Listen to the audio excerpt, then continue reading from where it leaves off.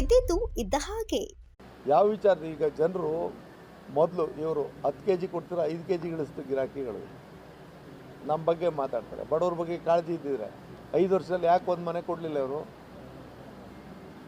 ಬಡವ್ರ ಬಗ್ಗೆ ಮಾತಾಡೋದು ಇವ್ರಿಗೇನು ನೈತಿಕತೆ ಇದೆ? ಸಾಮಾಜಿಕ ನ್ಯಾಯದ ಬಗ್ಗೆ ಇವ್ರಿಗೇನು ಬದ್ಧತೆ ಇದೆ? SCP TSP ಬಗ್ಗೆ ಮಾತಾಡ್ತಾರೆ. ಬರಲಿ, ನಾನೇ ಸದನ ಸಮಿತಿ ಅಧ್ಯಕ್ಷ, ಉತ್ತರ ಕೊಡ್ತೀನಿ. ಇಲ್ಲಿ ಯಾರೋ ಇಲ್ಲೊಬ್ಬ ಅರೆಬಾರೆ ತಿಳುವಳಿಕೆ ಇರ್ತಕ್ಕಂಥ ಅರೆ ಹುಚ್ಚ ಒಬ್ಬ ಮಾತಾಡ್ತಾರೆ. ಏನು ಗೊತ್ತಿದೆ? ದಲಿತರನ್ನ ಶೋಷಣೆ ಮಾಡ್ತಾರೆ ಅಂತ ಮಾತಾಡ್ತಾರೆ. ಯಾರಿಗೆ ಗೊತ್ತಿದೆ ಅವ್ರಿಗೆ?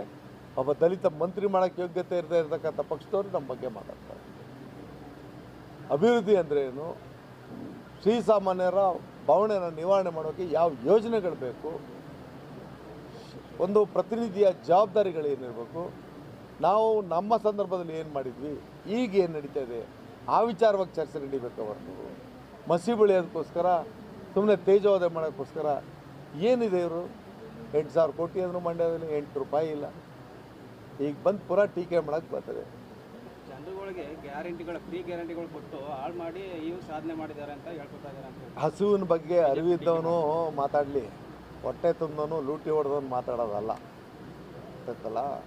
ಎಲ್ಲ ವರ್ಗದಲ್ಲಿ ಅವ್ರು ಲಿಂಗಾಯತ ಇರಲಿ, ಒಕ್ಕಲಿಗ ಇರಲಿ, ಹಿಂದುಳಿದವನು ಇರಲಿ, SC STಗಳಿರಲಿ, ಎಲ್ಲರಲ್ಲೂ ಬಡವರಿದ್ದಾರೆ. ಒಪ್ಪತ್ತಿನ ಊಟಕ್ಕೆ ಗತಿ ಇಲ್ಲದೇ ಕೂಲಿ ಸಿಗದೆ ಇರ್ತಕ್ಕಂಥ ಜಗತ್ತಿನಲ್ಲಿ ಬದುಕು ರೂಪಿಸ್ಬೇಕು ಹೋದರೆ ಅವ್ರಿಗೆ ಜೀವ ನಡೆಸ್ಬೇಕಾದ ಕೈಯಲ್ಲಿ ಇಟ್ಕೊಂಡು ಬದುಕುವಂಥ ದಿನ ಆಯಿತು. ಅವ್ರಿಗೆ ಬದುಕನ್ನು ರೂಪಿಸ್ಕೊಳ್ಳೋಂಥ ಕೆಲಸ ಕೊಟ್ಟಿರೋದು ನಾವು. ವರ್ಷಕ್ಕೆ 2 ಕೋಟಿ ಉದ್ಯೋಗ ಕೊಡ್ತೀನಿ ಅಂದ್ಬಿಟ್ಟು 2 ಲಕ್ಷ ಉದ್ಯೋಗ ಕೊಡೋ ಅಷ್ಟು ಶಕ್ತಿ ಇಲ್ಲದೆ ಇರ್ತಕ್ಕಂಥವ್ರು ನಮ್ಮ ಬಗ್ಗೆ ಮಾತಾಡೋದು. 2 ಕೋಟಿ ಉದ್ಯೋಗ ಕೊಟ್ಟಿದ್ರೆ ಇಂಟು 5 10 ಕೋಟಿ ಜನ 11 ವರ್ಷಕ್ಕೆ ಉದ್ಧಾರ ಆಗಿರೋರು, 11 ವರ್ಷಕ್ಕೆ 110 ಕೋಟಿ ಜನ ಬದುಕ್ಬಿಟ್ಟಿರೋರು ಕೂಡ ಕೇಳಿ. ಅವ್ರಿಗೆ ಏನನ್ನೂ ಮಾಡಿದ್ರೆ ಬರೀ ಟೀಕೆಗೋಸ್ಕರ ಇದ್ದರೆ, ಟೀಕೆಗೆ ನಾವೇನು ಅಂಜೋರು ಅಲ್ಲ, ಅಳ್ಕೋರು ಅಲ್ಲ. ಸಾಧನೆ ಮಾತಾಡುತ್ತೆ. ಸಾಧಕ ಅಂಜೋದು ಇಲ್ಲ, ಅಳ್ಕೋದು ಇಲ್ಲ. ಬೊಗಳು ಬಾಯಿ ಅವ್ರಿಗೆ ನಾವು ಉತ್ತರ ಕೊಡಬೇಕಾಗಿಲ್ಲ. ನಮ್ಮ ವಿಚಾರ ಯಾರಿಗೆ ತಲುಪ್ತಾ ಇದೆ ಅವ್ರು ಮಾತಾಡ್ತಾರೆ. ಏನು ವರ್ಣಾರ್ಭಟನ ನೀವೇ ಬರೀತೀರಿ, ಪುನಃ ಯಾಕೆ ಕೇಳ್ತೆ? ಕೆರೆಕಟ್ಟೆ ನೀವು ವರ್ಣಾರ್ಭಟ ಎಲ್ಲ ಕಡೆ ಬಂದಾಗ ಸಾರ್ವಜನಿಕ ಬದುಕಿನಲ್ಲಿ ಬಹುಜನರ ನಿರ್ಣಯ ಆಗ್ತಕ್ಕಂಥ ಜಾಗಗಳು ಎಲ್ಲಿ ಅಂತ ಎಲ್ರಿಗೂ ಗೊತ್ತು. ಆ ಉತ್ತರ ಅಲ್ಲಿ ಕೊಡೋರಿದ್ದಾರೆ. ನಾವು ಸೇವೆ ಮಾಡ್ತಾಯಿದ್ದೀವಿ. ಸೇವೆನ ಪರಿಗಣಿಸಿ ಜನ ಉತ್ತರ ಕೊಡ್ತಾರೆ.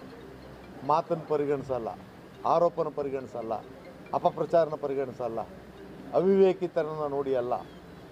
ಸಂದರ್ಭ ಬರ್ತದೆ, ಉತ್ತರ ಬರ್ತದೆ. ನೋಡಿ, DK ಶಿವಕುಮಾರ್ CM ಆಗಬೇಕಂತ ಹೇಳಿ ಸಾಕಷ್ಟು ಕೂಗು ಬರ್ತದೆ. ನಮ್ಮ ಪಕ್ಷದಲ್ಲಿ ಆ ವಿಚಾರ ತೀರ್ಮಾನ ಹೈಕಮಾಂಡಲ್ಲಿ ನಡೀತದೆ. ಅಸೂಕ್ತ ಸಂದರ್ಭದಲ್ಲಿ ಆ ತೀರ್ಮಾನಗಳು ಬರ್ತವೆ.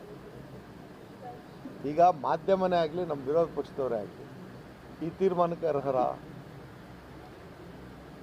ಈ ವಿಚಾರದಲ್ಲಿ ನಾನು ಒಬ್ಬ ಶಾಸಕನಾಗಿ ನಮ್ಮ ಪಕ್ಷದ ಶಿಸ್ತಿನ ಸುದ್ದಿ 3 ವಾಹಿನಿಯ ಹೆಚ್ಚಿನ ಮಾಹಿತಿಗಾಗಿ ಸಬ್ಸ್ಕ್ರೈಬ್ ಆಗಿ ಹಾಗೂ ಬೆಲ್ ಬಟನ್ ಒತ್ತಿ.